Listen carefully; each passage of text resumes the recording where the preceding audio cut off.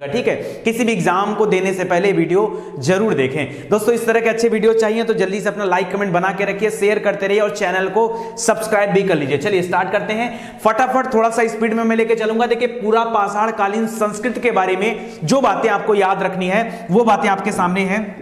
कह रहा है कि निम्न पूरा पाषाण काल में क्या जरूरी है, याद रखिए चापर, चापिंग, पेबुल और हैंड एक्स संस्कृत के कारण इसको जाना जाता है। ठीक है, ये कुछ उपकरण हैं जिनके वजह से इनको याद रखा जाता है। आपकी परीक्षा में पूछता है हैंड एक्स या चापर, चापिंग ये किस काल से बिलोंग करता है, तो आपको बताना पड़ता है कि निम्न पूरा पाषाण काल। ठीक है, देखिए पूरा पाषाण काल 3 हिस्सों में बटा था, निम्न पूरा पाषाण काल, मध्य पूरा पाषाण काल और उत्तर पाषाण काल। तो ये 3 है, उत्तर यानी उच्च हो जाएगा, उच्च पाषाण काल। ठीक है, तो मध्य पूरा पाषाण काल की बात करें तो यहां से स्क्रैपर मिला है, उच्च पूरा पाषाण काल से ब्लेड मिला है, ब्लेड ये ज्यादा परीक्षा में आता है। बाकी ब्यूरिन भी आप याद रख सकते हैं, ब्यूरिन संस्कृति ये उसको नाम दिया जाता है। इसके अलावा दोस्तों अब देखिए पूरा पाषाण काल के बाद मध्य पाषाण काल और नव पाषाण काल। ठीक है, मैंने क्या बताया, पाषाण काल को 3 हिस्से में बांटा गया, एक पूरा पाषाण काल, एक मध्य पाषाण काल, एक नव पाषाण काल।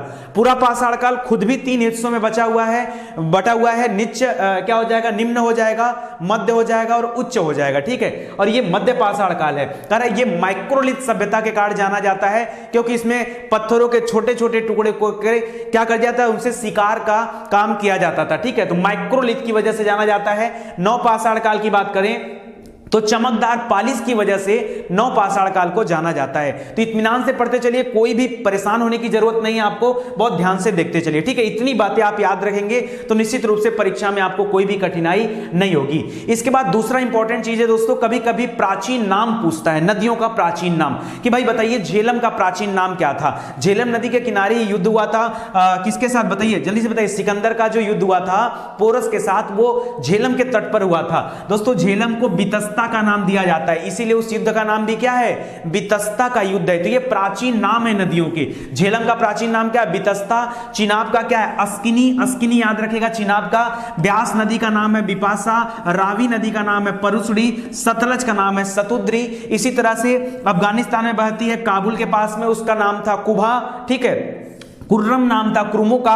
और लास्ट में देखिए घग्गर नदी जो कि राजस्थान में है, इसका नाम था द्विशद्वती। क्या नाम था, द्विशद्वती। तो ये कुछ पुरानी नदियां हैं जिनके बारे में आपसे परीक्षा में प्रश्न अक्सर करके पूछता रहता है। पूरा एंशिएंट के जो मोस्ट इंपॉर्टेंट टॉपिक है ना, वो मैं आपको रिवाइज कराऊंगा। ठीक है, चलिए आगे बढ़ते हैं। अब अगला टॉपिक हमारा यह है कि अलग अलग हड़प्पा कालीन स्थलों के बारे में जानकारी देना। एक तो कब उनकी खोज हुई है, किसने उनकी खोज की है, और वो स्थल किस नदी के किनारे हैं और किस वजह से वो जाने जाते हैं। ये 5 पॉइंट अगर आप याद रखते हैं तो बेशक इसमें से आपको कोई भी कंफ्यूजन नहीं होगा। और यहां पर देखिए एक स्लाइड में मैं आपको यहां पर सारी चीजें दिखा दिया हूं। हड़प्पा स्थल की बात करें दोस्तों तो हड़प्पा रावी नदी के तट पर है। किस नदी के तट पर है, कई बार परीक्षा में प्रश्न आता है कि रावी नदी के तट पर कौन सा स्थल है। मोहनजोदड़ो हड़प्पा इस तरह से नाम दे देता, लोग गलत करके आ जाते हैं, आप मत करिएगा। हड़प्पा स्थल रावी के तट पर है। 1921 में इसकी सबसे पहले खोज हुई थी, दयाराम साहनी ने इसकी खोज किया था। ठीक है, किस स्थान पर है, तो मोंटगोमरी जिला है पाकिस्तान में। ठीक है, वहां पर पड़ता है।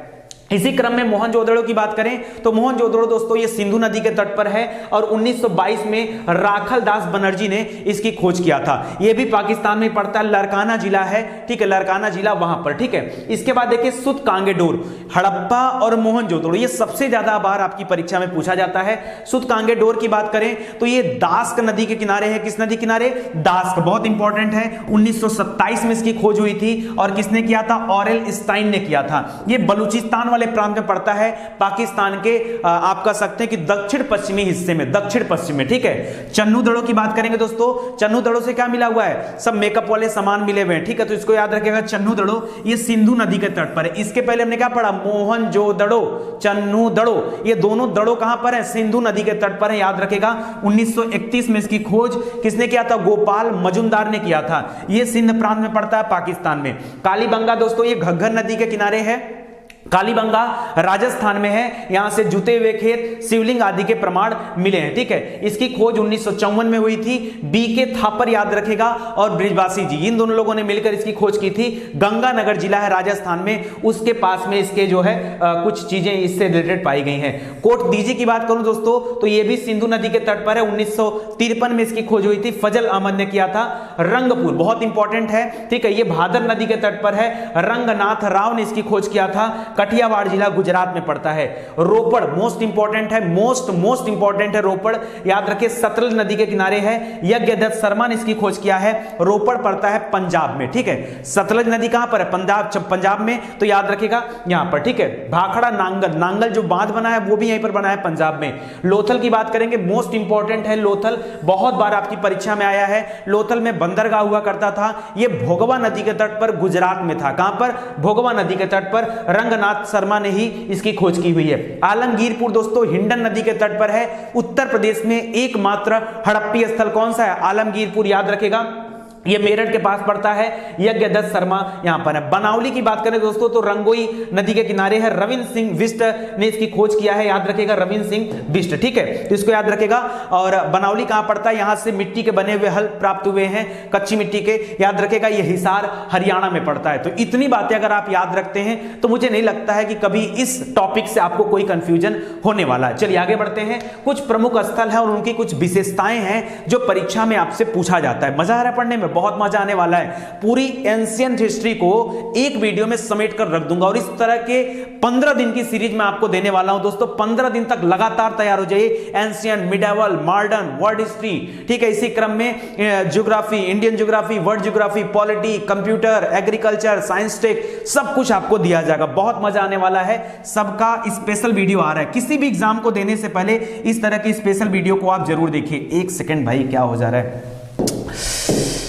चलिए यहां पर देखिए भीमबेटका स्थल का नाम सुना होगा दोस्तों। भीमबेटका की गुफाएं अपने आप में बहुत फेमस है, मध्य प्रदेश में पड़ता है भीमबेटका की गुफाएं। याद रखिए गुफाओं के अंदर जो शैल चित्र बने हैं वो बहुत प्राचीन है, लगभग पूरा पाषाण कालीन, या फिर आप कह सकते हो कि पाषाण काल से संबंधित शैल चित्र वहां से पाए गए जो गुफाओं के अंदर चित्रों का इस्तेमाल किया गया है। लोथल की बात करें दोस्तों, लोथल जो है ये भोगवा नदी के तट पर पड़ता है, गुजरात में पड़ता है। यहां से बंदरगाह मिला है, यहां से यज्ञ कुंड मिले हैं, यज्ञ के प्रमाण मिले हैं, यहां से रंगाई कारखाना मिला है, रंगे हुए कपड़े मिले हैं, ठीक है। इस तरह से बहुत सारी चीजें मिली हुई हैं। करा भोगवा नदी के किनारे अहमदाबाद में है, बंदरगाह के रूप में याद रखा जाता है। महदहा कौन सा स्थान है दोस्तों?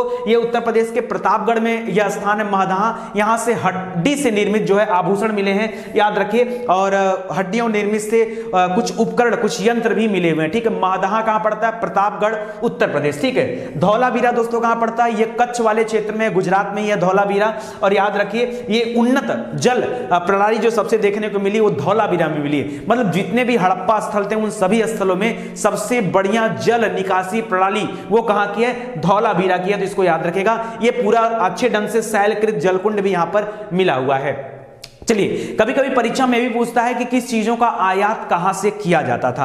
जैसे हड़प्पा कालीन में, हड़प्पा काल की बात कर रहे हैं, और उस जमाने में दोस्तों जैसे सोना है तो सोना कहां से आयात किया जाता था? आयातित स्थान। देखिए आयात और निर्यात दो शब्द होते हैं, इंपोर्ट और एक्सपोर्ट। इंपोर्ट करना मतलब किसी देश से मंगाना, तो भारत जो आयात कर रहा था उसकी बात कर रहे हैं, एक्सपोर्ट की बात नहीं कर रहे हैं। तो सोना दोस्तों ये ईरान और अफगानिस्तान से मंगाया जाता था। ईरान की राजधानी क्या है? तेहरान, और अफगानिस्तान की काबुल, याद रखेगा। चांदी की बात करें तो यह भी अफगानिस्तान और ईरान से मंगाया जाता था। तांबा जो है दोस्तों ये पाकिस्तान के बलूचिस्तान क्षेत्र से मंगाया जाता था, या फिर ओमान, यमन का नाम सुना होंगे, वहां से मंगाया जाता था। गोमेद दोस्तों ये सौराष्ट्र से आता था, ठीक है। लाजवर्द ये बहुत इंपॉर्टेंट है, ये मेसोपोटामिया से आता था। मेसोपोटामिया की सभ्यता भी सबसे प्राचीन सभ्यताओं में से एक माना जाता है। लाजवर्द वहां से आता था। ये कुछ आयातित सामान थे जो भारत में आते थे। दोस्तों कुछ व्यक्ति हैं और व्यक्ति विशेष है, उनके बारे में थोड़ी सी बातें देखिए। यहां बता रहा है कारण लक्ष्मण स्वरूप और रामचंद्र, ठीक है, इन्होंने सैंधव सभ्यता के निर्माता।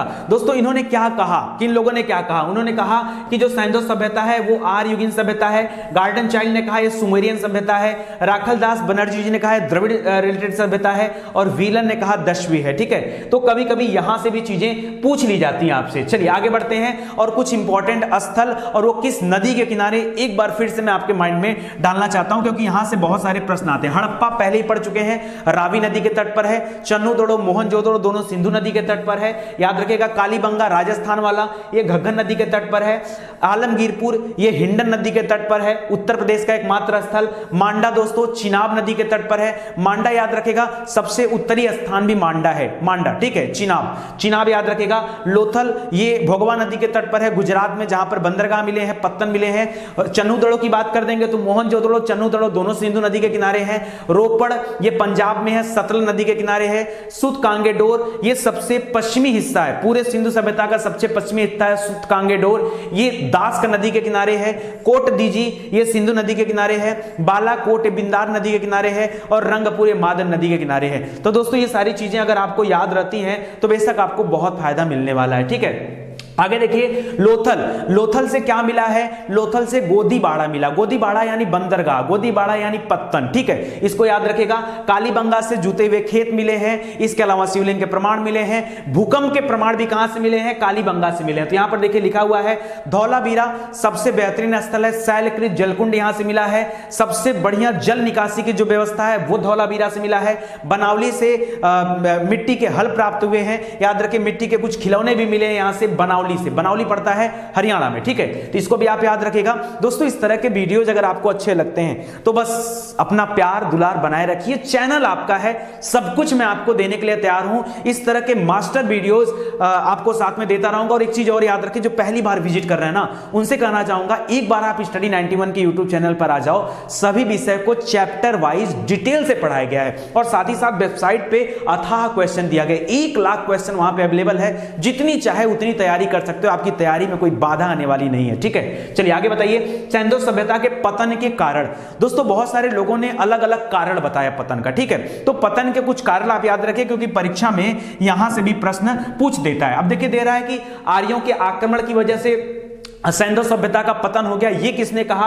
या फिर कोई बाह्य आक्रमण, मतलब कोई बाहरी शक्ति आकर के भारत में हमला कर दी। इस तरह से सिंधु सभ्यता जो कि अपने जमाने की सबसे बेहतरीन सभ्यता थी। आज कह लो कि आज जो हम स्मार्ट सिटी का कॉन्सेप्ट लेके आ रहे हैं, ये स्मार्ट सिटी का कॉन्सेप्ट आज से कितने साल पहले? 3,500 साल पहले। सॉरी 3.5 क्यों, 4,500 साल, 2,000 साल इधर और 2,500 साल पीछे चले जाइए। ठीक है, 4,500 साल पहले इस तरह की टेक्नोलॉजी हमारे देश में ऑलरेडी हुआ करती थी। लेकिन वो नष्ट कैसे हो गई, उनका पतन कैसे हुआ? तो बाह्य या आर्यों के आक्रमण से। करा गार्डन चाइल्ड ने, मार्टिमर विलन ने, इन लोगों ने कहा है कि आर्यों के आक्रमण की वजह से सिंधु सभ्यता का पतन हो गया।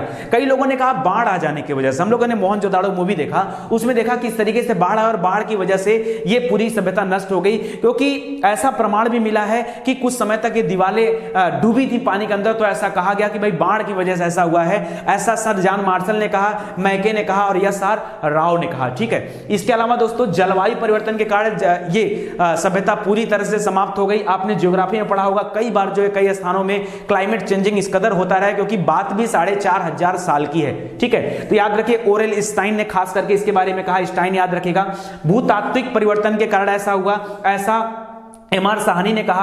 प्रशासनिक शिथिलता के कारण हुआ है, ऐसा जॉन मार्शल ने कहा।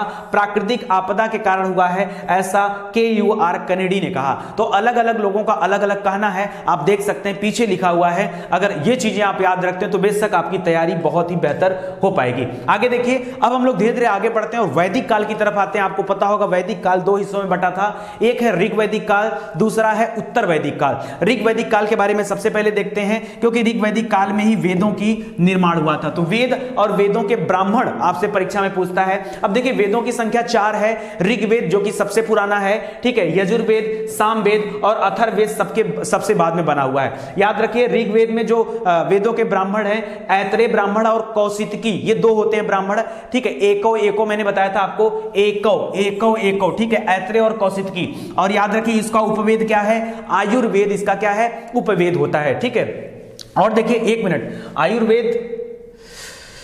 थोड़ा सा मिस्टेक मुझे, ठीक है, चलिए यजुर्वेद देख लीजिए। यजुर्वेद में दोस्तों शतपथ ब्राह्मण होता है और यहां पर रखिए धनुर्वेद ये इससे संबंधित इसका उपवेद है। सामवेद इसके ब्राह्मण को पंचविश कहा जाता है। गंधर्ववेद इससे संबंधित है। अथर्ववेद में क्या दिया गया है? जादू टोना वगैरह दिया गया है। गोपद ब्राह्मण इससे संबंधित है। शिल्प वेद भी इसी संबंधित है। इसी में चिकित्सा पद्धतियों के बारे में भी बताया गया अथर्ववेद के बारे में, तो भी आप याद रखिएगा, इंपॉर्टेंट है। करा भारतीय दर्शन की प्रमुख शाखाएं। दोस्तों कुछ प्रमुख शाखाएं हैं, यहां से भी बहुत सारे प्रश्न आपसे पूछे जाते हैं। देखिए क्या है, न्याय दर्शन, जैसे आपसे पूछ दिया परीक्षा में, भाई न्याय दर्शन के प्रतिपादक कौन है? तो याद रखें महर्षि गौतम है। कौन है? महर्षि गौतम। इसी तरह से सांख्य दर्शन के कौन है? महर्षि कपिल है। तो याद रखें न्याय से कौन याद रखेंगे? गौतम। सांख्य दर्शन से कौन संबंधित है? कपिल। मीमांसा दर्शन से कौन है? जैमिनी, याद रखें महर्षि जैमिनी। योग दर्शन, तो ये सभी आपको याद होगा, पतंजलि। ठीक है, पतंजलि विद्यापीठ आप देखते होंगे, जानते होंगे, पतंजलि योग से संबंधित है। इसी तरह से चारवाक दर्शन, ये चारवाक के नाम पर ही है। वैशेषिक दर्शन ये कणाद के नाम पर है। वेदांत दर्शन बादरायण के नाम पर है। और लिंगायत दर्शन ये वासवराज के नाम पर है। ठीक है, तो इतने दर्शन है जो कम से कम एंशिएंट हिस्ट्री में आपको याद होने चाहिए। देखिए लास्ट टाइम रिवीजन के लिए जरूरी है, हर एक चीज बताऊंगा, कोई जल्दीबाजी नहीं है, थोड़ा सा लंबा वीडियो जरूर होगा, लेकिन कभी भी एंशिएंट में एक क्वेश्चन भी इससे बाहर नहीं जाएगा। अगर आप मेहनत से पढ़ेंगे तो कुछ भी बाहर जाने वाला यहां से नहीं है। तो ये चीजें आप याद रखेगा दर्शन से संबंधित। अच्छा, ऋग्वेद, यजुर्वेद, सामवेद के बारे में दो लाइन आपको बता देता हूं। ठीक है, बहुत इंपॉर्टेंट लाइन है, करा इसमें स्रोत और प्रार्थनाएं दी गई है। किसमें? ऋग्वेद में सबसे पुराना वेद भी यही है। गायत्री मंत्र का उल्लेख भी कहां पर है? ऋग्वेद में है, जिसकी रचना किसने किया था? विश्वामित्र जी ने किया था। और ऋग्वेद में जो ब्राह्मण होते हैं ऐत्रेय और कौशिकी होते हैं, पीछे ही बता दिया गया आपको। और इसके पुरोहित को होता नहीं होत्री बोलते हैं। क्या बोलते हैं? होत्री बोला जाता है, होत्री। तो याद रखेगा इसके पुरोहित को क्या कहते हैं? होत्री नाम दिया जाता है। इसी तरह से सामवेद, सामवेद ऐसा है जो गेय के रूप में है। गेय मतलब उसके लाइनों को पढ़ के गाया जा सकता है। ठीक है, इसमें तो श्लोक और प्रार्थना दिया ना भगवान के, इसमें सामवेद में गेय के रूप में है। तो याद रखिए इसके गायन को पुरोहित कहा जाता है। क्या कहते हैं? पुरोहित। इसका ब्राह्मण क्या होता है? षड्विंश होता है। यजुर्वेद में देखिए इसमें स्रोत और कर्मकांड दिए गए हैं, यज्ञ संबंधी नियम दिए गए हैं। ब्राह्मण ग्रंथ इसका क्या है? शतपथ है। और इसके पुरोहित को अधर्व्यू कहते हैं। क्या कहते हैं? अधर्व्यू। आपसे पूछता है कई बार परीक्षा में प्रश्न, ये सारी चीजें याद रखिए। पूरी एंशिएंट हिस्ट्री आपको डिटेल से पढ़ाई गई स्टडी 91 पर, एक बार आइए और देखिए। ठीक है, काफी पुराना वीडियो है, जल्दी उसको मैं डिजिटल करूंगा इस फॉर्मेट में ताकि आप और अच्छे से पढ़ पाओ। अथर्ववेद की बात करते हैं दोस्तों, जिसमें तंत्र मंत्र वशीकरण भूत प्रेत के बारे में बताया गया है। और इसके ब्राह्मण ग्रंथ का नाम है गोपथ और इसके पुरोहित को ब्रह्मा कहा जाता है। ठीक है, तो इतनी बातें दोस्तों याद रखेगा कि इसका ब्राह्मण ग्रंथ क्या है, पुरोहित को क्या कहा जाता है और किस वेद में क्या दिया गया है। ये 3 पॉइंट अगर आप याद रखते हैं तो फिर यहां से आपको कुछ भी एक्स्ट्रा क्वेश्चन नहीं मिलने वाला है। आगे बढ़ते हैं दोस्तों, बुद्ध काल में आते हैं। ठीक है, बुद्ध और जैन, महात्मा बुद्ध और महावीर स्वामी के बारे में पढ़ते हुए तब हम लोग आगे बढ़ेंगे। तो देखिए बुद्ध के जीवन के संबंधित जो है बौद्ध धर्म से संबंधित कुछ चीजें दे रही हैं, उनको आप याद रखेगा। 563 ईसा पूर्व में महात्मा बुद्ध जी का जन्म हुआ था। कहां पर हुआ था दोस्तों? लुम्बिनी में। याद रखेगा लुम्बिनी, कपिलवस्तु के लुम्बिनी में इनका जन्म हुआ था। इसका प्रतीक क्या है? कमल। कमल इसका प्रतीक है। उनके जन्म को प्रतीक माना जाता है कमल का। 29 वर्ष की आयु की अवस्था में दोस्तों सबसे पहले उन्होंने अपना गृह त्याग किया था, जिसको हम महाविनिष्क्रमण के नाम से जानते हैं। और इसको इंडिकेट किया जाता है घोड़ा से। इसका प्रतीक चिन्ह क्या है? घोड़ा इसका प्रतीक चिन्ह है। आगे जरा 35 वर्ष की आयु में इनको ज्ञान प्राप्ति हुआ था। कहां पर? बोध गया, बिहार में। ठीक है, इसको याद रखेगा। और ज्ञान प्राप्ति हुआ था तो उसको जो है यहां पर याद रखेगा बोधि वृक्ष, पीपल के नीचे, इसलिए उसको पीपल से इंडिकेट करते हैं। 483 ईसा पूर्व में 80 वर्ष की अवस्था में इनकी मृत्यु हो गई और उसको महापरिनिर्वाण कहा जाता है, तो भी याद रखेगा। और उसको स्तूप के माध्यम से दिखाया जाता है। दोस्तों इन्होंने सबसे पहला अपना जो उपदेश दिया था वो सारनाथ के ऋषिपत्तनम में दिया था। ऋषिपत्तनम एक जगह है सारनाथ में, याद रखेगा। सारनाथ बनारस के पास पड़ता है, वाराणसी के पास, तो उसको भी आप ध्यान दीजिएगा। ठीक है, चलिए आगे बढ़ते हैं। करो बौद्ध धर्म के त्रिरत्न। अब देखिए बौद्ध धर्म से संबंधित कुछ ऐसे पॉइंट्स हैं बहुत इंपॉर्टेंट जो आपकी परीक्षा में बहुत ज्यादा पूछे जाते हैं। जैसे बौद्ध धर्म के रत्न कितने हैं? तो याद रखें त्रिरत्न कहे जाते हैं किसको? बुद्ध, धम्म और संघ को। बुद्ध, धम्म, संघ, ये बौद्ध धर्म के त्रिरत्न माने जाते हैं। बुद्ध का प्रथम उपदेश क्या कहलाता है? धर्म चक्र प्रवर्तन कहलाता है। और पहला उपदेश दिया कहां था? ऋषिपत्तनम, सारनाथ, वाराणसी, काशी। इतना याद रखें। ठीक है, आगे दे रहा है सर्वाधिक उपदेश कहां दिया? सबसे ज्यादा उपदेश इन्होंने दिया है श्रावस्ती में। कहां पर दिया है? श्रावस्ती। तो श्रावस्ती में सबसे ज्यादा उपदेश यहां दिया है। इस समय सबसे कम साक्षरता दर उत्तर प्रदेश में कहां की है? श्रावस्ती के। ये भी याद रखिए, इंपॉर्टेंट है। उपदेश की भाषा, उपदेश की भाषा क्या थी? तो इनके समय में पाली भाषा थी। महावीर स्वामी के समय में जो आम भाषा थी वो थी प्राकृत भाषा। तो याद रखिए पाली और प्राकृत। इसके अलावा जब वेदों में चले जाएंगे तो वैदिक संस्कृत, संस्कृत नहीं वैदिक संस्कृत, वो अलग होता है थोड़ा सा। ठीक है, करा बुद्ध के अन्य नाम बताइए? तो शाक्य मुनि, तथागत, ये सब इनके अन्य नाम है। ठीक है, गौतम बुद्ध। ठीक है, तो ये सब याद रखें। लाइट ऑफ एशिया भी इनकी किताब है। करा महापरिनिर्वाण मंदिर ये कहां पर बना है? तो महापरिनिर्वाण कहां हुआ था उनका? कुशीनगर में। तो कुशीनगर में ही मंदिर बना है। ठीक है, इसको भी याद रखेगा। बुद्ध का महापरिनिर्वाण ये कुशीनगर में हुआ था। मल्ल गणराज्य की राजधानी थी कुशीनगर, ये भी याद रखेगा। दुख निरोध के लिए इन्होंने अष्टांगिक मार्ग दिए थे, तो उसको भी आप ध्यान रखेगा। ठीक है, इतनी चीजें इंपॉर्टेंट है जो पूछी जाती हैं। आगे बढ़ते हैं दोस्तों, जैन धर्म से संबंधित चीजों के बारे में पढ़ते हैं। ठीक है, आपके मन में आ रहा होगा बौद्ध संगीत समितियों के बारे में, वो भी अभी आगे आएगा जब पहली बौद्ध संगीत समिति होगी, क्योंकि 483 में इनकी मृत्यु हुई थी। तो पहली वाली बौद्ध संगीत समिति 483 में, फिर दूसरी 383 में, उसके बाद अशोक के काल में, उसके बाद कनिष्क के काल में, उसके बाद एक और माना जाता है हर्षवर्धन के काल में। इस तरह से 5 नहीं तो मेन 4 ही माना जाता है। चलिए जैन संगीतियों के बारे में देख लीजिए दोस्तों। 322 ईसा पूर्व में पाटलिपुत्र में स्थूलभद्र ने क्या कराया था, अध्यक्षता किया हुआ था। जैन संगीत समिति की बात कर रहे हैं, वहां से शुरू कर रहा हूं, ठीक है। तो याद रखेगा चंद्रगुप्त मौर्य का शासन काल था इस समय, उन्हीं के समय में हुआ था।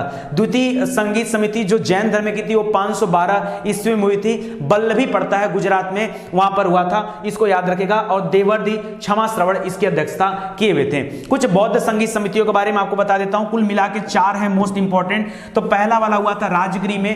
राजगिरी दोस्तों पड़ता है मगध में। यहां पर एक गुफा थी सप्तपर्णी गुफा, उस सप्तपर्णी गुफा में हुआ था, ठीक है। याद रखेगा 483 बीसी, ये वही वर्ष है जिस वर्ष महात्मा बुद्ध जी की मृत्यु हुई थी, याद रखेगा। और उसी समय शासनकाल किसका था, तो हर्यक वंश चल रहा था। हर्यक वंश को पितृहंता वंश भी कहा जाता है, और इसमें लगभग जितने भी शासक थे उन सभी ने अपने पिता की हत्या करके सीट को हासिल किया था, ठीक है, गद्दी को हासिल किया था। उसी में से एक था अजातशत्रु, याद रखिए। उसी के समय में पहली बौद्ध संगीत समिति हुई है। महाकश्यप उस समय बौद्ध संगीत समिति की अध्यक्षता किए हुए थे। दूसरी बौद्ध संगीत समिति दोस्तों वैशाली में हुई है 383 बीसी में। अब शिशुनाग वंश आ चुका था, उसके एक शासक हैं जिनका नाम है कालाशोक। क्या नाम है, कालाशोक। तो याद रखिएगा कालाशोक के समय में हुआ। तो अ से अजातशत्रु, क से कालाशोक, फिर अ से अशोक, फिर क से कनिष्क। तो अक याद रखेगा तो आपको याद हो जाएगा अक, ठीक है, अक। तो देखिए अ क याद हो जाएगा ना, तो इसको याद रखेगा। अच्छा, इस समय साबक मीर जी थे, साबक मीर ने इस समय की अध्यक्षता किया हुआ था। तीसरी बौद्ध संगीत समिति पाटलिपुत्र में हुआ है। पाटलिपुत्र पटना कहा जाता था, मगध की राजधानी हुई करती थी, ठीक है। कब, तो 251 ईसा पूर्व में हुआ था, अशोक के समय में हुआ था। मोगली पुत्तिस इस समय बौद्ध संगीत समिति की अध्यक्षता किए हुए थे। चौथा दोस्तों कुंडलवन में हुआ था, कुंडलवन कश्मीर में था, और इस समय शासक थे कनिष्क, ठीक है। कनिष्क किस वंश का था, कुषाण वंश का शासक था। वसुमित्र और अश्वघोष ये 2 थे जो उन लोगों ने क्या किया था, बौद्ध संगीत समिति की अध्यक्षता किया था, ठीक है। तो ये इतना पॉइंट आप याद रखेगा, इसके बाहर आपके परीक्षा में कुछ भी नहीं आएगा। आगे देखिए बुद्ध के जन्म के पूर्व अन्य धार्मिक आंदोलन। दोस्तों बहुत सारे धार्मिक आंदोलन हुए, यानी नए नए जो है धर्म इंट्रोड्यूस भी हुए थे। जैसे आजीवक संप्रदाय, आपसे पूछता है आजीवक संप्रदाय के संपादक कौन थे या किन्होंने लाया था इसको, तो मक्खीलाल गोसाल इनका नाम है। क्या नाम है, मक्खीलाल गोसाल। दूसरा है घोर अक्रियावादी, परीक्षा में कम आता है बट याद रखे पूरन कश्यप। क्या नाम है, पूरन कश्यप, पूरन कश्यप, ठीक है। तो पूरन कश्यप याद रखेगा। उच्छेदवादी यानी भौतिकवादी के बारे में अजीत जी ने बताया था। नित्यवादी संकल्पना दिया था पकू दक्कचैन ने, ठीक है। संदेहवादी या अज्ञेयवादी या अनिश्चयवादी ये संजय बेटलीपुत्र ने, और महावीर का नाम निगंडनाथ पुत्र ने। इसमें से सिर्फ एक इंपॉर्टेंट है, वो है आजीवक संप्रदाय। आजीवक संप्रदाय की स्थापना मक्खीलाल गोसाल ने किया था। ये सबसे ज्यादा बार आपकी परीक्षा में पूछा जाता है। जहां पर जो चीजें याद करनी है मैं आपको अधिकतम बता ही दूंगा, ठीक है। कुछ एग्जाम पॉइंट ऑफ व्यू से और चीजें देख लीजिए। कह रहा वासुदेव कृष्ण की पूजा सर्वप्रथम प्रारंभ किसने किया था, तो याद रखिए देखिए 2 तरह के संप्रदाय हैं, एक भागवत धर्म था, एक शैव था, ठीक है। भागवत को वैष्णव धर्म भी कहा जाता था, तो वैष्णव धर्म और शैव धर्म ये 2 अलग संप्रदाय थे। शैव धर्म के लोग जो हैं वो भगवान शिव को अपना आराध्य मानते थे, और वैष्णव धर्म के लोग जो हैं वो भगवान विष्णु को या भागवत धर्म को अपना क्या आराध्य मानते थे, यानी भगवान विष्णु को अपना आराध्य मानते थे। तो वासुदेव कृष्ण की जो पूजा होती है ये थोड़ा सा हटके, कई लोगों का कहना है कि वैष्णव धर्म से हट करके एक नए धर्म की स्थापना हुई थी, भागवत धर्म। कई लोग दोनों को एक मानते हैं, वैष्णव धर्म को और भागवत धर्म को, और कई लोग अलग अलग मानते हैं। सच्चाई में देखा जाए तो वैष्णव धर्म के जो अनुयायी हैं, ठीक है, उनको क्या कहा जाता है, उनको वैष्णव जन कहा जाता है। वो भगवान विष्णु को अपना आराध्य देव मानते हैं। लेकिन भगवान श्री कृष्ण जिनको अवतार माना जाता है, ये उनके द्वारा स्टार्ट कराया गया भागवत धर्म था। तो इसको भी याद रखिएगा, भागवतों के द्वारा भगवान श्री कृष्ण की पूजा की जाती है। करा हेलियोडोरस का बेस नगर अभिलेख बहुत इंपॉर्टेंट है, परीक्षा में अक्सर करके पूछता रहता है। देखिए अगर कुछ लोग चाहेंगे सर बहुत डिटेल में ना,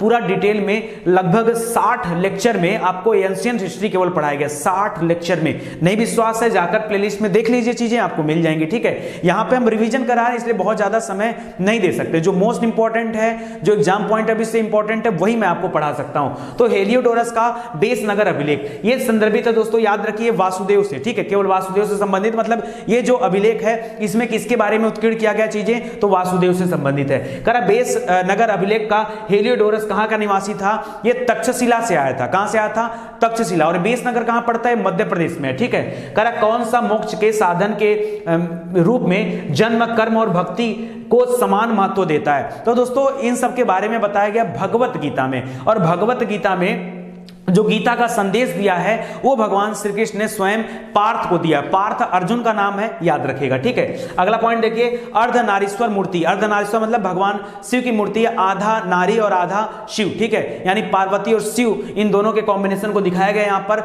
अर्धनारीश्वर मूर्ति में आधा शिव तथा आधा पार्वती प्रतीक है किसका, तो देव यानी भगवान शिव, और याद रखिए उनकी शक्ति, माता को क्या कहा जाता है, शक्ति ना, तो शक्ति के योग के रूप में वहां पर नारीश्वर की परिकल्पना की गई है। तो इसको याद रखिएगा, आपके लिए बहुत इंपॉर्टेंट है। दोस्तों इस तरह के वीडियोज अगर आपको अच्छे लगते हैं तो जल्दी से चैनल को सब्सक्राइब करें ताकि आपको इस तरह के बेहतरीन वीडियोज आगे भी मिलते रहें। ठीक है, आगे देखिए, करण नयनार कौन थे। दोस्तों जो शैव धर्म को मानते थे ना, उनको नयनार कहा जाता था। क्या कहा जाता था, नयनार कहा जाता था। जैसे वैष्णव धर्म, शैव धर्म दो थे, तो शैव धर्म को मानने वाले लोगों को नयनार कहा जाता था। करा भागवत संप्रदाय के विकास में किसका योगदान अधिक था। भागवत धर्म को आगे बढ़ाया सबसे ज्यादा गुप्त धर्म के शासकों ने। देखिए गुप्त वंश के धर्म नहीं, गुप्त वंश के शासकों ने। गुप्त वंश के शासकों के समय में ही दोस्तों मूर्तियों की परिकल्पना आई। जो मूर्ति आप देखते हैं ना, भगवान शिव, भगवान विष्णु, गणेश जी, ये भगवान को मूर्तियों के रूप में किसने पिरोया था, तो गुप्त शासकों के समय में ऐसा हुआ था। ठीक है, तो याद रखिएगा उसके पहले मूर्ति नहीं बनता था, उसके पहले भगवान की परिकल्पना ही नहीं थी कि हनुमान जी कैसे होंगे। ये परिकल्पना गुप्त शासकों के समय से आई, तो याद रखिएगा। कर भागवत धर्म के प्रवर्तक किसे कहा जाता है, तो वासुदेव कृष्ण को कहा जाता है। सिंपल सा उत्तर है। कर नव्य न्याय संप्रदाय, ठीक है, के संस्थापक कौन थे, नव्य न्याय। अक्सर परीक्षा में पूछा जाता है, गंगेश जी थे नव्य न्याय के क्या संप्रदाय के प्रवर्तक। ठीक है, कर आदि शंकर जो बाद में शंकराचार्य बने, केरल में इनका जन्म हुआ था। बहुत डिटेल्स इनके बारे में मैंने आपको बताया हूं। ठीक है, तो इनका जन्म कहां हुआ था, केरल में हुआ था। आदि शंकर शुरुआत में इनको कहा जाता था, बाद में इनको शंकराचार्य माना गया। ठीक है, और इन्होंने 4 अलग अलग धाम भी बनाए हैं। ठीक है, तो उसको भी याद रखेगा। शंकराचार्य मोस्ट इंपॉर्टेंट है। प्रस्थान त्रयी में सम्मिलित है। प्रस्थान त्रयी में देखिए 3 चीजों को सम्मिलित किया जाता है। एक होता वेदत्रयी, एक होता वेदत्रयी, एक होता प्रस्थान त्रयी। वेदत्रयी में अथर्ववेद को नहीं शामिल किया जाता। क्यों, उसमें जादू टोना वगैरह दिया गया ना, तो ऐसे याद कर लो, अथर्ववेद को नहीं शामिल किया जाता। फिर किसको शामिल किया जाता है, बाकी के जो 3 वेद है उनको वेदत्रयी कहा जाता है। किसको, ऋग्वेद को, सामवेद को और यजुर्वेद को। उसी तरह से प्रस्थान त्रयी है। प्रस्थान त्रयी में भी 3 होता है, भगवत गीता है, ब्रह्मसूत्र है और उपनिषद है। उपनिषदों की संख्या कितनी है, 108 उपनिषद होते हैं, इसको भी याद रखिएगा। कह किस ग्रंथ में सर्वप्रथम देवकी पुत्र कृष्ण के बारे में बताया गया है, छांदोग्य उपनिषद है दोस्तों, उसमें भगवान श्री कृष्ण के बारे में बताया गया है। और घोर अंगिरस को कृष्ण का गुरु माना गया है। 2 पॉइंट याद रखेगा, परीक्षा में दोनों पूछा जाता है। घोर अंगिरस को कृष्ण का गुरु माना गया है और छांदोग्य उपनिषद जो है उसमें भगवान श्री कृष्ण के बारे में बताया गया। तो इतना पॉइंट आप याद रखेगा। आगे बढ़ते हैं, कुछ और भी पॉइंट्स हैं। अब पॉइंट ही पॉइंट चलता रहेगा, आप देखते चलो। ठीक है, करा भक्ति आंदोलन का प्रारंभ किसने किया। देखिए भक्ति आंदोलन का प्रारंभ जो है वैष्णव संप्रदाय के लोगों ने किया है। इनको वैष्णव जन भी कहा जाता है, कहीं कहीं पर अलवार भी कहा जाता है। क्या कहा जाता है, अलवार। अलवार नयनार, ये 2 है ना, नयनार उस सह वाले लोगों को और अलवार वैष्णव वाले लोगों को, दोनों याद रखेंगे ना। वैसे वैष्णव जन ज्यादा चलता है, अलवार भी याद रखिए। चैतन्य महाप्रभु किस संप्रदाय से संबंधित थे, दोस्तों ये वैष्णव धर्म से संबंधित थे। और कहां से बिलोंग करते थे, पश्चिम बंगाल से बिलोंग करते थे। ठीक है, तो याद रखेगा। रामानुजाचार्य किससे संबंधित है, विशिष्ट द्वैतवाद का सिद्धांत इन्होंने दिया था। विशिष्ट कैसे याद रखेंगे, रामानुजाचार्य, तो भगवान राम क्या है, विशिष्ट व्यक्ति हैं, तो याद रखेगा विशिष्ट द्वैतवाद। करा रामानुज के अनुयायियों को क्या कहा जाता है, तो जाहिर सी बात है ये भी वैष्णव धर्म से थे, तो उनके अनुयायियों को भी वैष्णव कहा जाता है। भारत में किसने मूर्ति पूजा की नींव रखी थी, तो सबसे पहले मूर्ति पूजा की नींव जो रखा था वो बौद्ध धर्म ने रखा था। हालांकि बौद्ध धर्म जिस समय प्रचलित था उस समय मूर्ति पूजा नहीं होती थी। कनिष्क के समय में सबसे पहले जो है मूर्तियां बनाई गई और इसमें महात्मा बुद्ध की खड़ी प्रतिमा और बैठी हुई प्रतिमा, ये दोनों तरह की प्रतिमाएं बनाई गई थी। ठीक है, तो इसको याद रखिएगा, काफी इंपॉर्टेंट है। ठीक है, कर भागवत संप्रदाय में भक्ति के रूपों की संख्या कुल कितनी बताई गई है? कुल 9 बताई गई है, याद रखिए, ठीक है।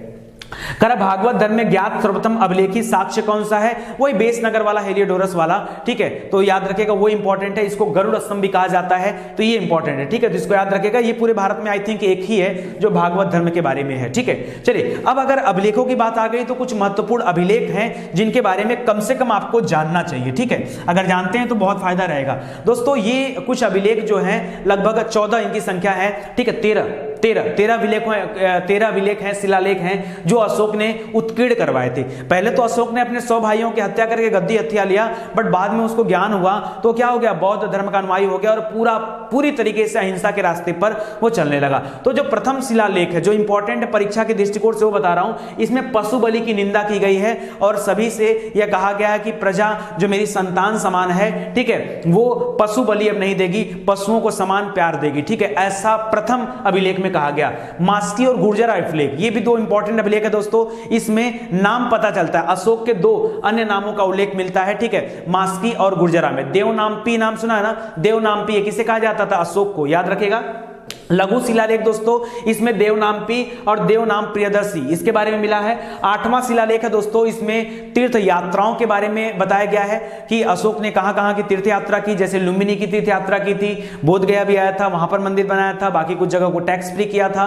तो ये सारी चीजें याद रखिए। रुम्बिनदई अभिलेख ये बहुत फेमस है, याद रखिए। मौर्यकालीन अर्थव्यवस्था या लुम्बिनी यात्रा, इन सब के बारे में रुम्बिनदई अभिलेख में वर्णन मिलता है, ठीक है। कर दूसरा एवं 8वां शिलालेख जो है ये संगम राज्यों के बारे में भी चर्चा करता है। दक्षिण भारतीय राज्य जैसे चोल हो गए, पांड्य हो गए, सतीपुत हो गए, इनके बारे में थोड़ी बहुत सूचनाएं देता है। 13वां शिलालेख सबसे इंपॉर्टेंट है, याद रखें। इसमें जो है कलिंग युद्ध का वर्णन मिलता है कि कलिंग की लड़ाई जो हुई थी, सबसे विकराल लड़ाई हुई थी, लाखों की संख्या में लोग मारे गए थे, ठीक है। अच्छा, कलिंग की लड़ाई अशोक ने किससे किया था? जल्दी से बताइए। राजा नंद हुआ करता था, कलिंग का राजा नंद, उसका नाम क्या था? नंद। उसके साथ इनकी लड़ाई हुई थी, ठीक है। तो इसको याद रखेगा।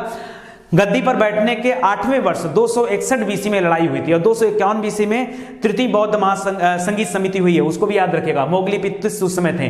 आगे देखिए, कुछ महाजनपद हैं। अच्छा, जनपदों की संख्या कुल कितनी है? 16 महाजनपद है। हमारे कई जगहों पर जो किताबें हैं उसमें 16 महाजनपदों का उल्लेख मिलता है। अच्छा, कौन कौन सी किताबें हैं? बौद्ध धर्म से संबंधित किताबें हैं जिनका नाम है अंगुत्तर निकाय। क्या नाम है? अंगुत्तर निकाय। ये भी आपसे परीक्षा में पूछता है। अंगुत्तर निकाय में 16 महाजनपदों का उल्लेख मिलता है। इसी तरह से जो जैन धर्म की किताब है जिसका नाम है भगवती सूत्र, क्या नाम है? भगवती सूत्र, इसमें भी 16 महाजनपदों का उल्लेख मिलता है। उन 16 महाजनपदों में कुछ महत्वपूर्ण जनपदों की राजधानी आपको याद होनी चाहिए। जैसे अंग की राजधानी कहां थी? चंपा थी। काशी की राजधानी कहां थी? वाराणसी थी। मगध की कहां थी? राजगिरी या गिरिब्रज कहा जाता था। अवंती की राजधानी उज्जैनी थी, ठीक है, या महिष्मती।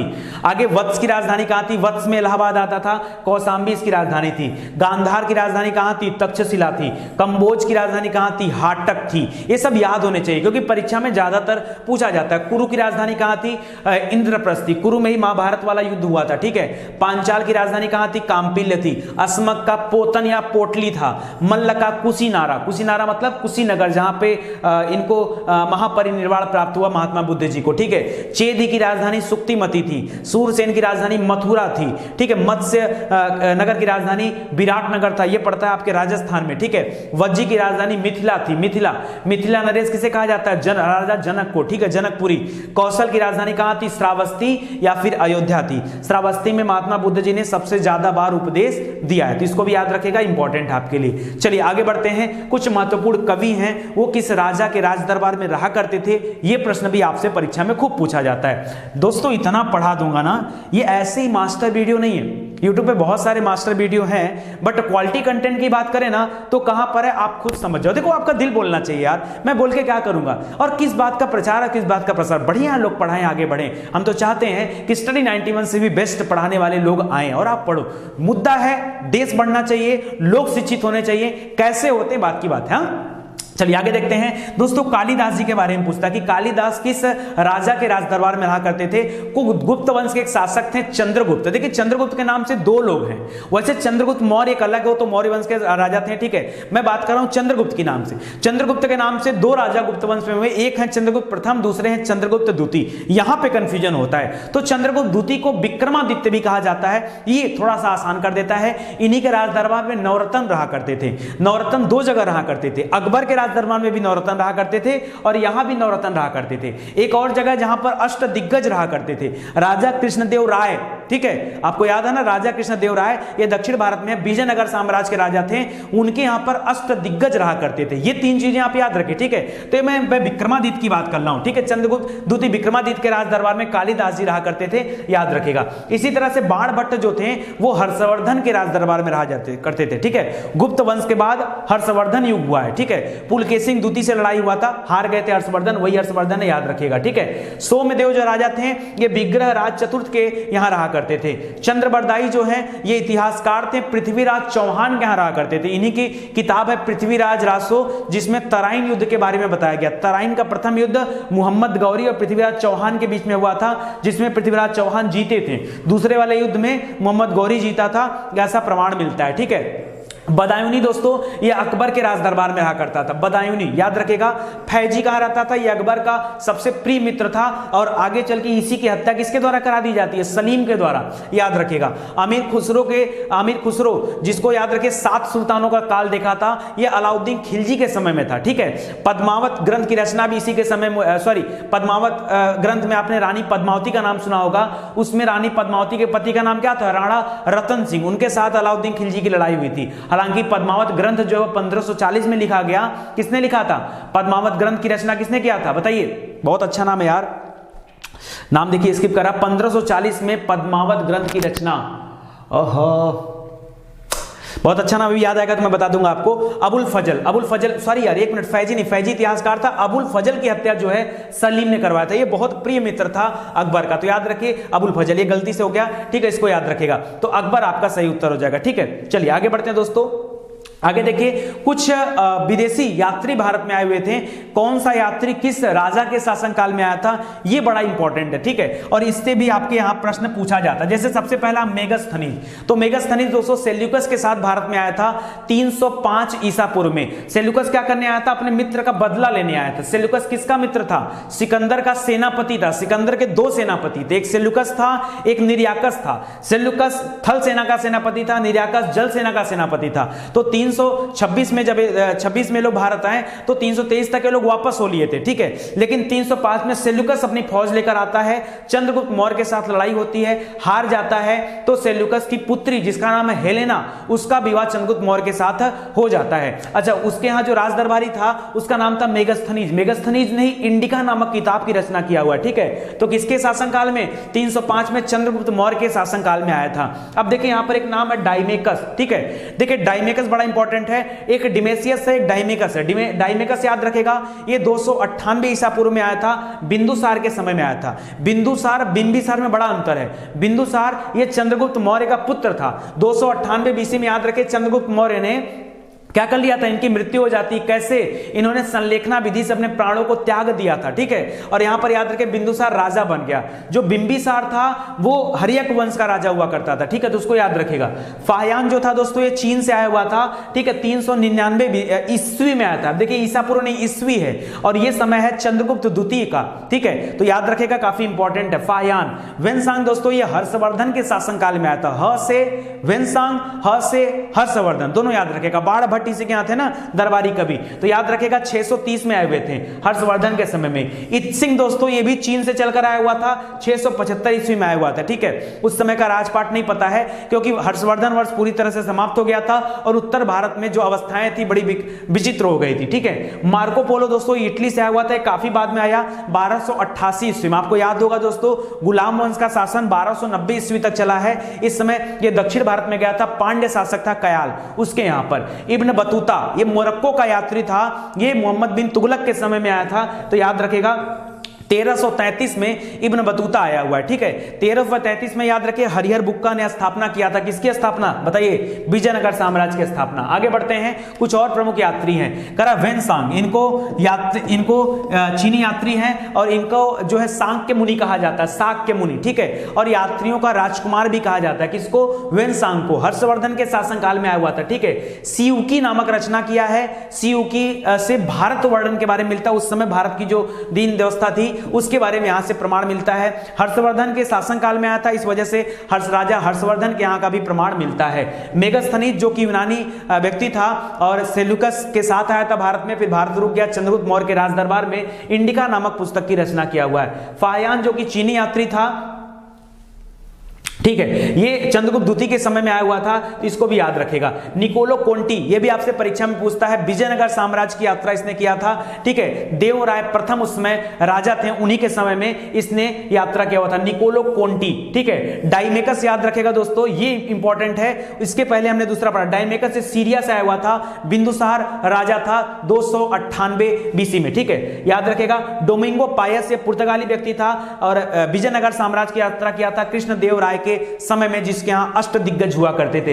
विलियम हाकिंस ये तो कंपनी की स्थापना के लिए आया हुआ था और टॉमस रो भी आया हुआ था, ये दोनों जहांगीर के शासनकाल में आए थे, ठीक है। तो यहां पर इसको इंग्लिश खां की उपाधि भी दिया था, तो इसको भी याद रखेगा दोस्तों। चलिए, कुछ गुप्तकालीन स्मारक हैं, मंदिर हैं, उनके बारे में आपको बता देता हूं, क्योंकि परीक्षा में यहां से भी प्रश्न पूछे जाते हैं। जैसे पार्वती मंदिर दोस्तों, याद रखिए किस स्थान पर बना हुआ है? ये मध्य प्रदेश में बना हुआ है और स्थान का नाम है, क्या नाम है? कुठार, नचना कुठार, क्या नाम है?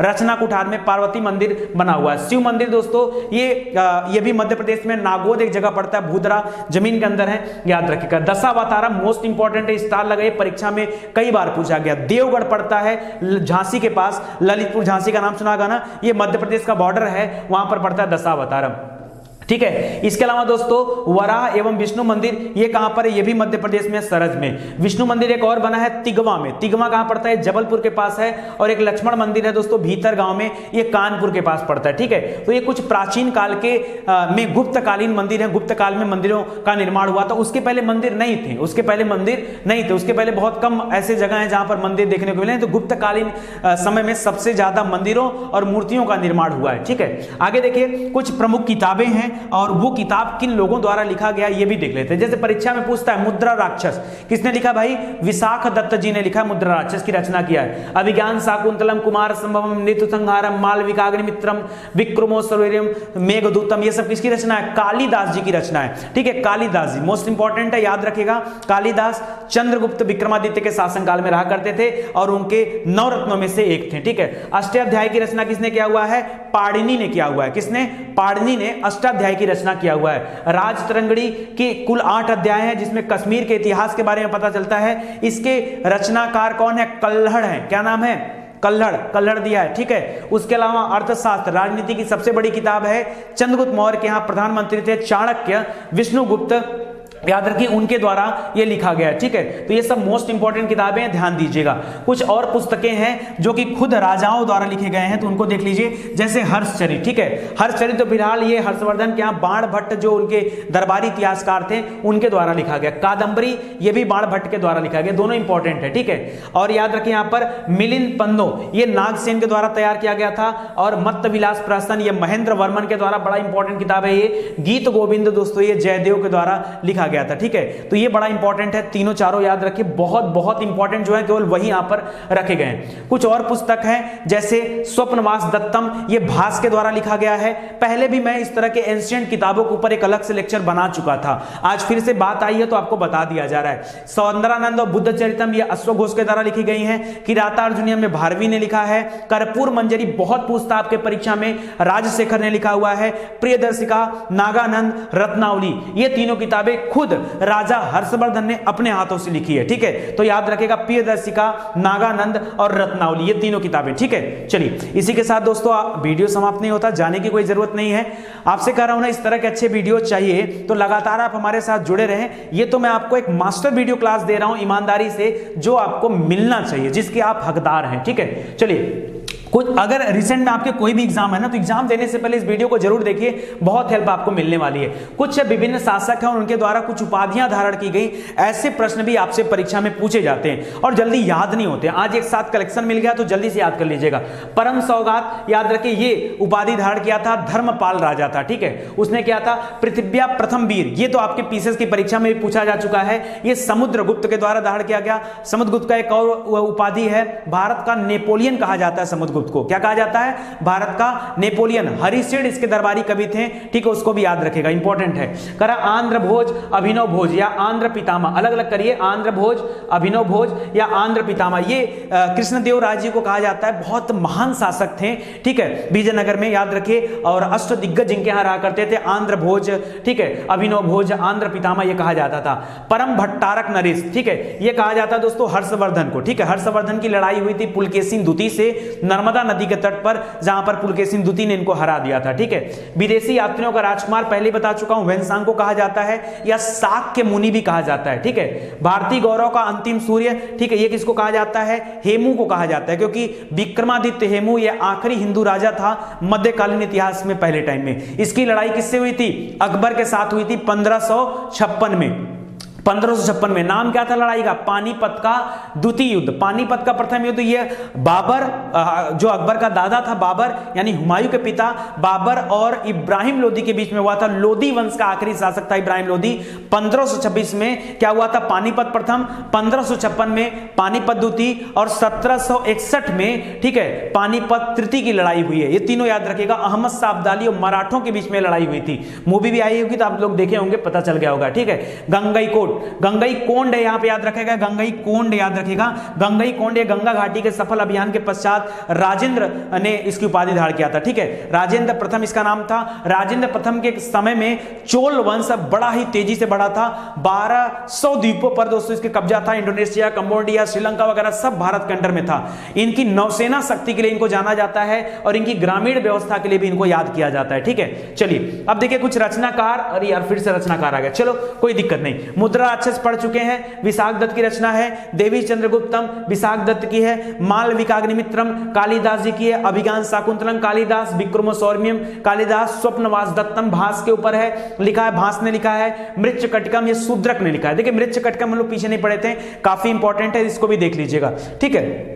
उतना याद रखिए, काफी है आपके लिए। आगे बढ़ते हैं, कुछ प्राचीन मंदिर और उनकी स्थितियां और देख लेते हैं। देखिए इसके पीछे वाला जो हम लोग पार्वती मंदिर, शिव मंदिर, लक्ष्मण मंदिर ये सब पढ़े थे, वो गुप्तकालीन मंदिर थे, ये प्राचीन मंदिर है। जैसे एलोरा का कैलाश मंदिर बड़ा फेमस है, क्योंकि एक ही पत्थर को काट करके इस मंदिर का निर्माण किया गया, ठीक है। तो ये एलोरा में पड़ता है और एलोरा महाराष्ट्र में है, ठीक है। देवगढ़ का दशावतार मंदिर, ये देवगढ़ में पड़ता है, झांसी के निकट है, ठीक है। विरूपाक्ष का मंदिर ये कहां पर दोस्तों, ये हम्पी में पड़ता है, कर्नाटक में, ठीक है, याद रखेगा। कंदरिया महादेव खजुराहो में पड़ता है, ठीक है। खजुराहो में सेक्स टेंपल भी बहुत फेमस है, उसको भी याद रखेगा, मध्य प्रदेश में है। कोणार्क का सूर्य मंदिर जिसको ब्लैक पैगोडा कहते हैं, ये उड़ीसा में पड़ता है, ठीक है, इसको भी याद रखेगा। ये सूर्य मंदिर है, भारत का एकमात्र सूर्य मंदिर कहा जाता है। हालांकि बच्चों ने कमेंट किया कि भारत में कई जगह पर सूर्य मंदिर बने हुए हैं। अंकोर वाट का मंदिर दोस्तों, ये अंकोर वाट में, अंकोर वाट कंबोडिया में पड़ता है। 64 योगिनी मंदिर दोस्तों ये जबलपुर में है, ठीक है, जबलपुर में हाईकोर्ट आई थिंक, ठीक है, किसका, मध्य प्रदेश का, याद रखेगा। नर्मदा नदी है यहीं पर, ठीक है। गोरक्षनाथ का मंदिर दोस्तों ये गोरखपुर में है, तो इसको याद रखिएगा। नाथ संप्रदाय का मंदिर है, ये चीजें आप याद रखिए। देखिए एंशिएंट काल से मुझे जितनी चीजें इंपॉर्टेंट लगी वो मैं आपको दे रहा हूं, और इसी तरह से आगे मिडावल, मॉडर्न, वर्ल्ड हिस्ट्री जब सब कुछ मिलने लगेगा तो मुझे नहीं लगता कि आपको कोई कंफ्यूजन होगा। आगे देखिए करा राष्ट्रकूट। देखिए कुछ अलग अलग लोग हैं, और जैसे वंश की बात कर दूं, जैसे राष्ट्रकूट वंश की बात कर दूं, तो राष्ट्रकूट वंश की स्थापना किसने किया था, दंती दुर्ग नाम का शासक था, उसको संस्थापक माना जाता है, दंती दुर्ग को, ठीक है। इसी तरह से शुंग वंश की स्थापना पुष्यमित्र शुंग ने किया था। पुष्यमित्र शुंग ने, याद रखिएगा, मोस्ट इंपॉर्टेंट है। देखिए मौर्य वंश के बाद शुंग वंश आया, कण्व वंश आया, ठीक है। तो मौर्य वंश के जो आखिरी राजा थे उनकी हत्या करके गद्दी पर बैठा गया था। कुषाण वंश की बात करें दोस्तों, तो याद रखिए कुजुल कडफिसस, क्या नाम है, है? कुजुल कटफिसस। आगे चल के विम कटफिसस ने सोने के सिक्के जारी किए। इसी वंश का कौन था? कुषाण वंश में आगे आ जाएगा कनिष्क, जिसके समय में चौथी बौद्ध संगीत समिति हुई है कुंडल वन में, याद रखेगा। गुप्त शासकों में कौन थे? श्री गुप्त को गुप्त शासक का संस्थापक माना जाता है। पाल वंश का संस्थापक गोपाल को माना जाता है। हर्यक वंश का संस्थापक बिंबिसार को माना जाता है। बिंदुसार नहीं, बिंदुसार चंद्रगुप्त मौर्य का पुत्र था, यह है बिंबिसार, बिंबिसार, ठीक है। हर्यक वंश, नंद वंश की स्थापना किसने किया था? महापद्मनंद ने किया था। महापद्मनंद ने नंद वंश की स्थापना किया। और नंद वंश का आखिरी राजा कौन था? बताइए जल्दी से। घनानंद, याद रखेगा। चंद्रगुप्त मौर्य के साथ जिसकी लड़ाई हुई थी, तो उसको ध्यान रखिएगा, ठीक है। चलिए आगे बढ़ते हैं। कुछ अभिलेख हैं जो बहुत फेमस हैं, उन अभिलेखों के बारे में भी देख लीजिए। कह रहा मंदसौर अभिलेख। मंदसौर अभिलेख को दोस्तों यशोवर्मन नामक शासक था, उसने बनाया था, ठीक है, इसको याद रखेगा। जूनागढ़ अभिलेख, इसको गिरनार अभिलेख भी कहा जाता है। गिरनार जो जगह है या जूनागढ़ जो जगह है, ये गुजरात में पड़ता है, ठीक है। तो याद रखेगा। सुदर्शन झील के उद्धार के बारे में यहाँ बताया गया है। रुद्रदामन ने इस अभिलेख को उत्कीर्ण कराया था। एहोल अभिलेख के बारे में भी आप जान रहे होंगे। पुलकेशिन द्वितीय की जो लड़ाई हुई थी हर्षवर्धन के साथ, उसके बारे में वर्णन मिलता है। मेहरौली लौह स्तंभ लेख जो दोस्तों है, ये चंद्रगुप्त द्वितीय विक्रमादित्य के द्वारा तैयार किया गया था। अब इस समय कुतुब मीनार के पास में है। दिल्ली टोपरा आपको पता होगा, यह अशोक का अभिलेख है। फिरोज शाह तुगलक ने इसे उठाकर दिल्ली लाया। एक दिल्ली मेरठ में है, यह भी अभिलेख वही है। रुमिनदेही अभिलेख में याद रखेगा दोस्तों, आगे चल के इसमें अशोक ने एडिटिंग करवाया। प्रयाग स्तंभ लेख दोस्तों, ये समुद्रगुप्त ने तैयार करवाया था हरिशेर से, ठीक है। और हाथी गुम्फा अभिलेख ये खारवेल शासक ने बनवाया था। तो कौन सा अभिलेख किस शासक से जुड़ा है, ये आपके लिए जानना बड़ा इंपॉर्टेंट है, ठीक है। देखिए पूरी एंशिएंट हिस्ट्री कवर करना ये अपने आप में बहुत बड़ा टास्क है। कई दिन से, पिछले लगभग 2-3 महीने से हम लोग रिसर्च करते हुए ये सभी मैटर को कलेक्ट करके आपको दिए जा रहे हैं, ठीक है। तो आगे देखिए, प्रमुख कार्य है, प्रमुख कार्यों के बारे में देख लीजिए। कह रहा बौद्ध धर्म का अनुयायी, पाल वंश का संस्थापक और ओदंतपुरी विश्वविद्यालय की स्थापना, ये एक व्यक्ति ने कराया, उसका नाम क्या है? गोपाल। तो ऐसे महान व्यक्ति के बारे में आप याद रखिए। नागलपुर नगर की स्थापना, हजारा और विठल स्वामी मंदिरों का निर्माण, और आंध्र भोज, अभिनव भोज, आंध्र पितामह, अष्ट दिग्गज, सब मैटर क्या है? राजा कृष्णदेव राय, ठीक है, याद रखेगा। आगे दे रहा पाल वंश का महान शासक विक्रमशिला विश्व विहार की स्थापना किया। कहां पर? बिहार में, याद रखेगा। धर्मपाल नाम है। उज्जैनी में हिरण्यगर्भ नामक धार्मिक यज्ञ कराया। राष्ट्रकूट वंश की स्थापना कराया। कौन था संस्थापक राष्ट्रकूट वंश का? दंती दुर्ग। क्या नाम है? दंती दुर्ग।